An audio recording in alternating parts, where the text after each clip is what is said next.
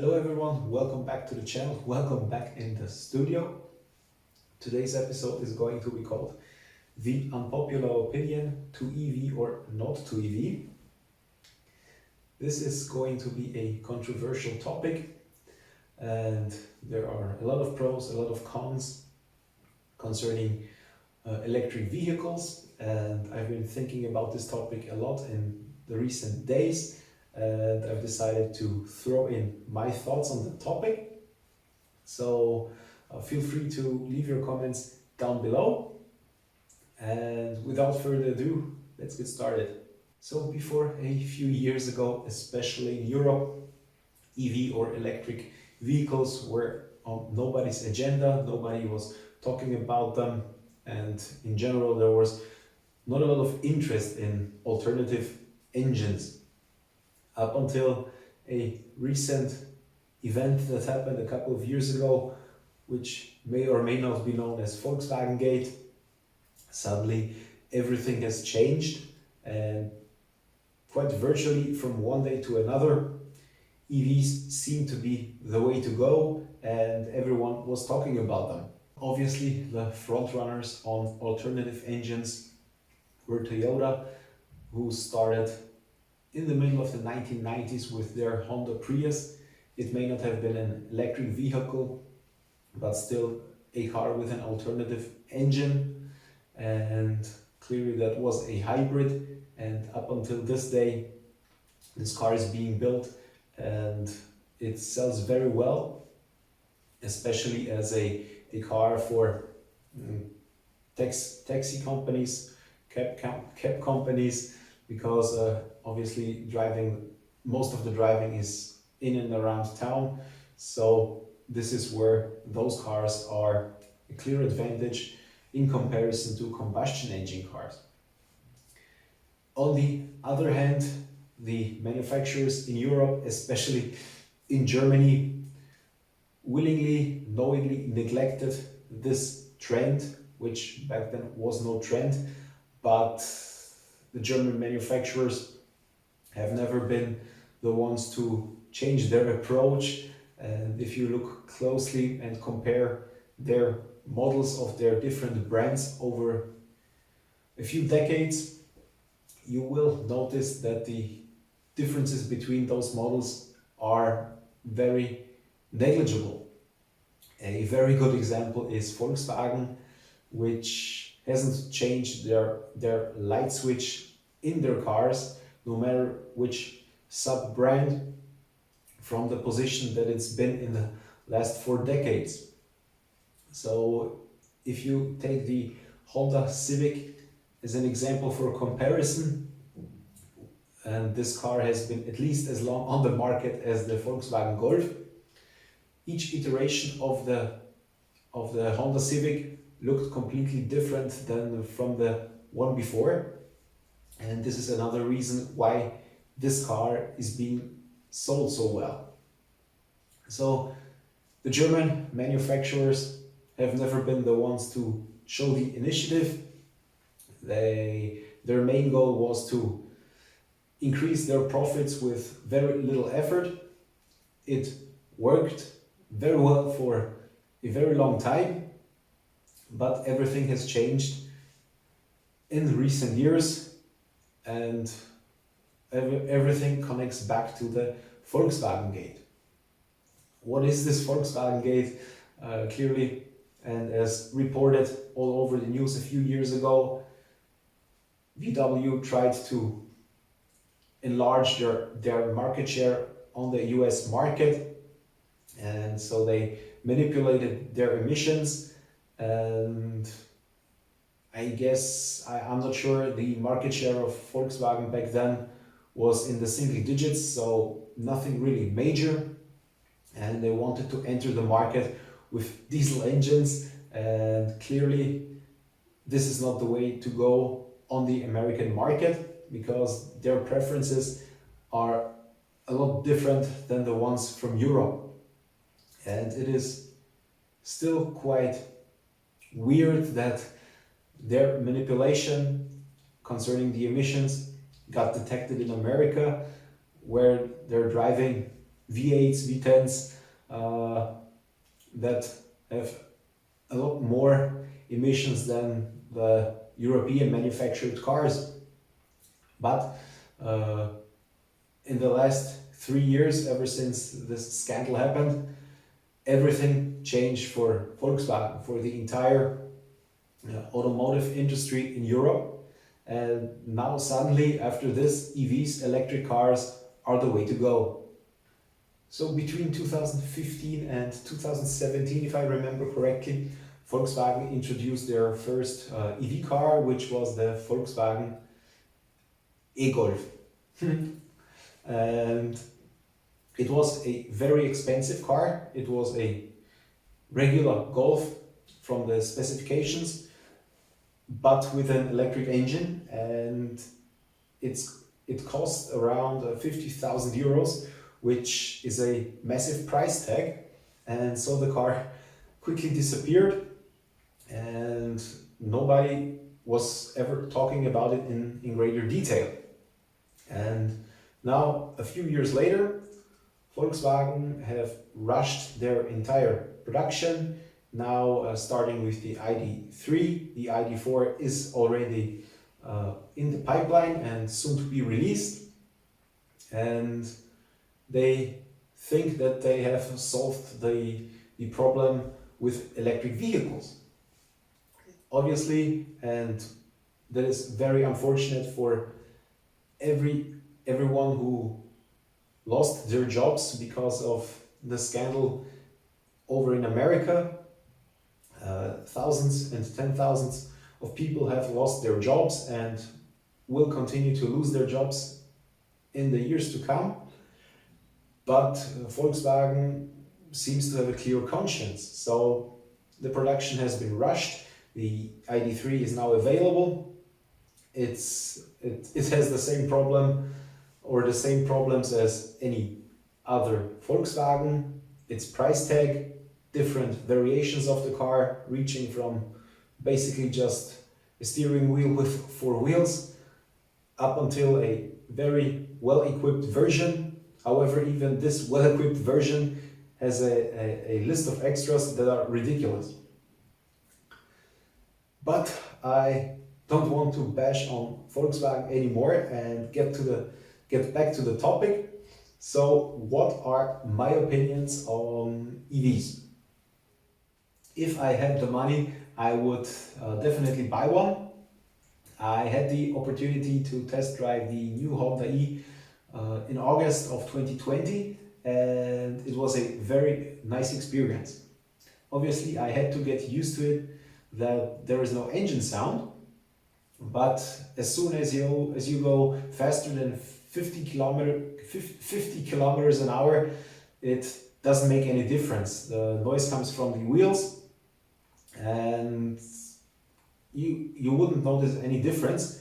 The one difference that you would easily maybe notice is that you can talk to another person in the car without shouting. So that's a plus. And I have been talking to a lot of different people with their own opinions, and it seems that there are 2 main reasons why people are not buying or not even considering switching to an EV vehicle, which is the price and the range of the cars. And I would like to talk about those two reasons a little bit more in detail. So let me start with the argument that EVs are too expensive. Surely this is a new technology, and therefore it is more expensive than the standard combustion engine car, which has been on the market for 100 years. But thinking back to the beginnings of the regular cars, they weren't cheap either. I know that's a very crude argument, so let's take it out of our consideration and compare the current facts. So for this example, let's take a 30,000 euro basic car or a regular car with a diesel engine, which is always a little bit more expensive than a petrol car, and an EV, which is around 38,000 euro in this particular sector. So people see that the difference is 8,000 euros and go for the combustion engine car. Currently, at least here in Austria, we have a situation where the government would like people to buy more electric vehicles. So there are a lot of bonuses. Currently, there is a bonus up to 5,000 euro on buying an EV. So subtracting those 5,000 from 38,000, you go down to 33,000 euro for this EV. That is still a difference of 3,000 euro, but take into consideration that for the electric cars, electric vehicles, there are completely different insurance prices. You don't have to go to gas stations. Charging the car is cheaper than fueling up. So these costs add up over a year, and you would match the price of an electric vehicle. So the argument over the price is not really an argument that can be accepted. Clearly, this always depends on which car I would like to buy and so on and so forth. But going with the average car, the Volkswagen ID3, the Honda E, the Peugeot 208e, Toyota Yaris, Fiat 500e, and so we're talking about this class of cars. The second argument is, as mentioned, the range of the electric vehicles, and this leads to constant arguments, pro and contra as well. I have clearly my own opinions on that, and let's take that the average range of an EV currently is 300 kilometers, and somebody has to go to work or drive to work for 20 kilometers to work and back home. That's 40 kilometers, and times 5 days, it adds up to 200 kilometers a week. So there's still 100 kilometers left for the car to be driven. And most people who use their cars privately or not for their company don't drive more than 100 kilometers per week. And there is definitely a time window to have the battery charged. So the argument that the range of the cars is not sufficient enough doesn't hold up either. Now I want to say a few words about the infrastructure, and I have been thinking about those few sentences very long and thought very deep about that, and my personal opinion about this is somewhat of a chicken or the egg problem. Clearly, companies have never invested in the infrastructure, fearing that the return would be very minimal, or at best they would have to wait for decades for their investment to repay. And customers didn't buy electric vehicles because there was no infrastructure. And this has been going on for years and years, and we seem to be at a standstill. Clearly there have been some efforts to increase the infrastructure, but generally speaking we're at a very low level, even if we have been talking about this for years. So now I would like to talk about two other things, which are the sustainability of EVs and their running costs. No matter who you talk to, or no matter who says something about EVs, the main argument here is emission-free, green cars and good for the environment. This argument is definitely not true. It is true when you only talk about the emissions while driving the electric vehicle, but not taking into consideration the production of the car batteries, the components that are used for the batteries, where are the components from, and how are they being produced, or under what working conditions are the components being used. I am pretty sure the components that are needed for those car batteries aren't being sourced locally, and most of them are from China or Africa. And as we all know, there have been problems, for instance, concerning child labor in those parts of the world. So having a few thoughts of one own is good to have, and EV cars, they are being marketed as emission-free, good for the environment. But if you think the process through, this is not very true.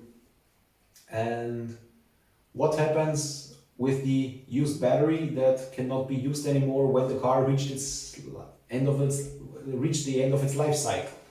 We are currently not advanced enough to recycle the used car batteries and not emit any emissions. So again, this is another argument that electric vehicles are not as green and as good for the environment as advertised. So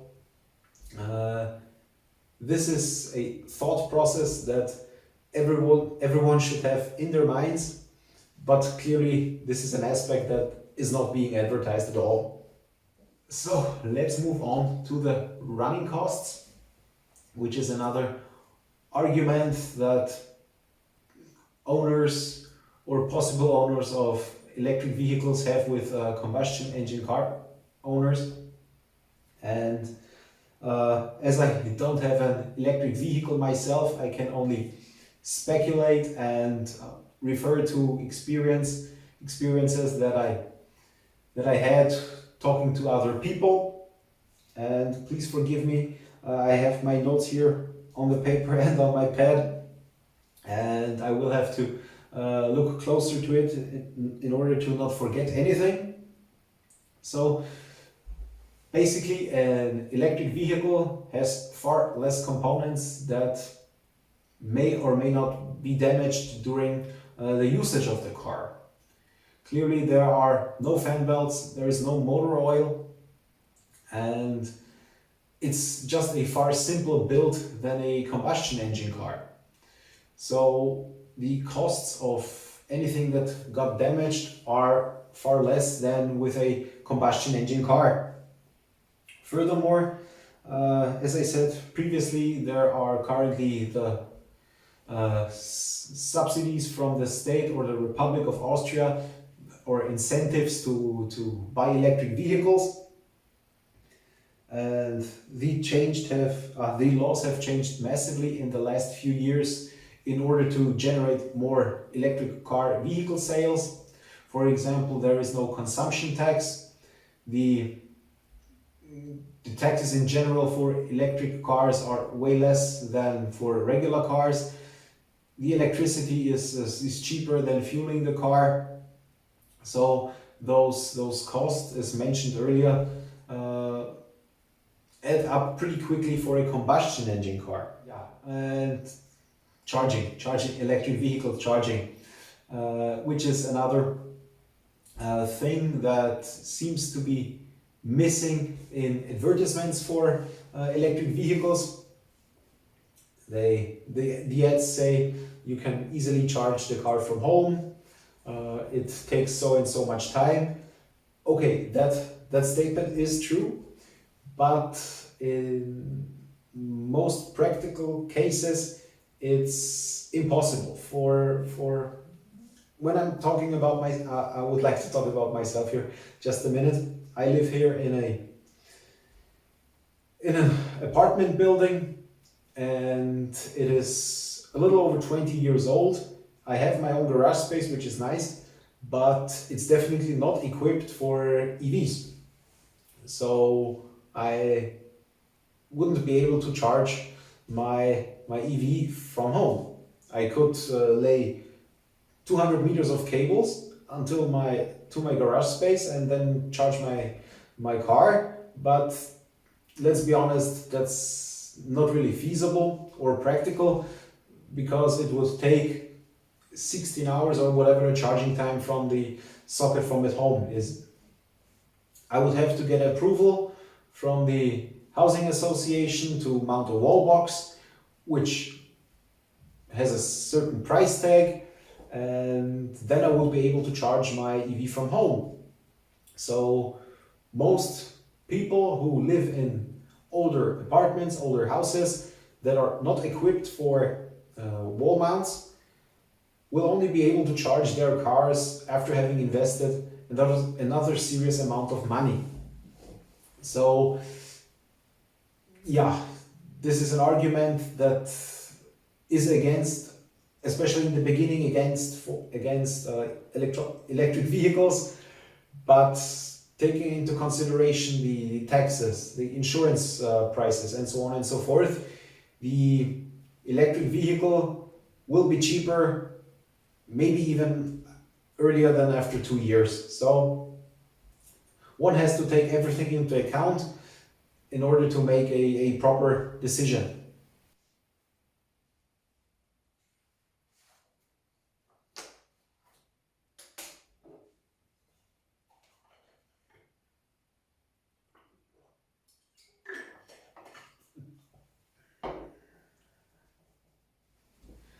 So what is my final verdict about EV cars? As I said at the beginning, I would definitely buy one if I had the money, because it is time to buy an EV now. Currently, at least here in Austria, we have certain incentives that make the purchase of an EV much more affordable, and in a few years those will definitely cease to exist, because in 5 or maybe 10 years there will be enough EVs on the streets and the entire system will change, and I presume it will be basically the same as the system we have now for combustion engine cars, and then it will be too late to save some money. So I've been talking longer than I anticipated, so before finishing this video I would like to summarize everything I've been talking about, and the most effective way that I could think of is to make a short SWOT analysis. What is a SWOT analysis? It is a marketing tool to evaluate pros, cons, and everything else about a subject. SWOT stands for strengths, weaknesses, opportunities, and threats. So let's do it rather quickly for the topic I've been talking about. And I would like to start with the strengths. So clearly, EV cars are eco-friendly, they have a lower cost of ownership, they are silent, cheaper to run, and they have a simpler mechanism. The weaknesses are the charging or recharging time, lack of infrastructure, and their limited range. Opportunities are, currently at least, governmental subsidies for electric vehicles, lower taxes and insurances, and no congestion charges. And the threats are the competition, for example, different powertrains, hydrogen cars, biofuels, hybrids, etc. And a possible energy crisis due to the higher demand of electricity and a possible rise in the cost of electricity. And this is just a quick summary of the SWOT analysis, and with that being said and done, I would like to say a few final words. I know it's a very controversial topic, but I wanted to throw in my thoughts into the discussion, so feel free to leave your comments down below. I'm sure there are a lot of different opinions, and that is good. And please leave your comments below the video. I'm always looking forward to your messages, direct messages, and so on and so forth. But in order to keep this channel growing, I would really appreciate your comments below the video. I will answer them as quickly as possible. And with that being said, thank you for watching, thank you for listening, and see you next time. Bye bye.